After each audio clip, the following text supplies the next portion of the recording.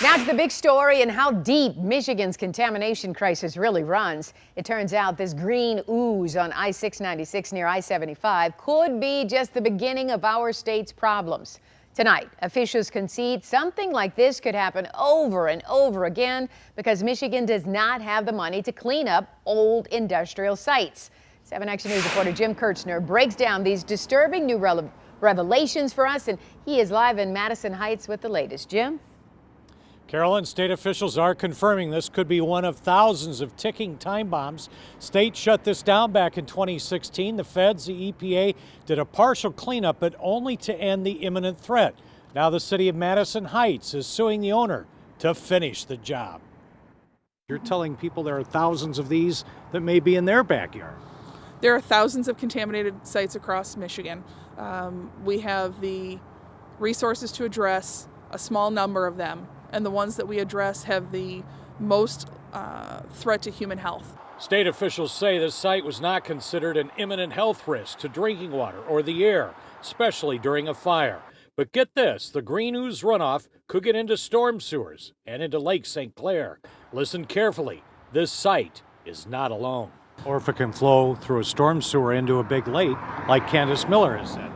Unfortunately, many sites of environmental contamination vent into lakes and rivers every day, and they don't get addressed this way.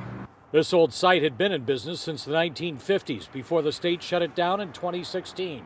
Take a look. Federal court documents show the feds, the EPA, spent $1.4 million to remove the toxic chemicals on the site that same year, and the owner charged by the feds. Will the defendant state his name to the court? Gary Alfred Sayers Is charged in a 1-count with illegal storage of hazardous waste. Do you understand the charges? Yes. The owner would plead guilty and serve 1 year and 1 day in prison, set to happen later this year.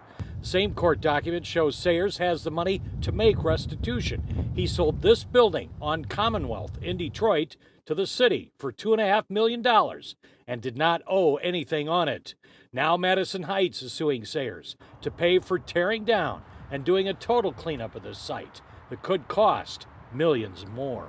We need to coordinate with them because even the building materials here are contaminated. So it's not just the soil under the building, but when you're in the basement, you look at the walls themselves are contaminated. So it wouldn't be a regular standard demolition.